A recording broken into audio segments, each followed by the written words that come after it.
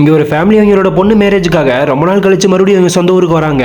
அந்த பொண்ணோட அப்பா அம்மா அண்ணன் கிட்ட நம்ம பொண்ணோட கல்யாணத்தை நம்மளோட பழைய வீட்டுல வச்சுக்கலாம்னு சொல்றாரு. ஒரு அண்ணனுமே அந்த வீட்டை திறந்தா எத்தனை பேர் சாவாங்கன்னு உனக்கு தெரியாதுன்னு சொல்லி கல்யாணத்தை இந்த வீட்லயே வச்சுக்கலாம்னு சொல்றாரு. இப்ப நைட் ஆனதும் அந்த வீட்டுல இருக்க ஒரு பையனும் ஒரு கல்யாண பொண்ணு அந்த பழைய வீட்டுல அப்படி என்னதான் இருக்குன்னு சொல்லிட்டு போய் பாக்குறாங்க. அங்க இருக்க ஒரு கிணத்துக்கிட்ட தீப்பந்த எரியறத பார்த்துட்டு ரெண்டு பேர் பக்கத்துல போய் பாக்குறாங்க. பார்த்தா ஒரு இன்ஸ்பெக்டர் கொலை பண்ணி தலையை இல்லாம அந்த கிணத்துக்குள்ள தொங்க விட்டுருக்காங்க. அடுத்த நாள் காலையில விடிஞ்சதுமே அந்த ஜமீன்மே ஊர் மக்களை கூப்பிட்டு அந்த வீட்டை திறக்கிற பேச்சு எடுக்க மாட்டேன்னு சொல்லிடுறாரு. நைட் அவங்க ஊர்ல திருவிழா நடந்துட்டு இருக்கும்போது ஒரு வயசான பாட்டி உங்களை எல்லாத்தையும் கொல்றதுக்கு பிரம்மராட்சசன் வந்துட்டு இருக்கான்னு சொல்றாங்க.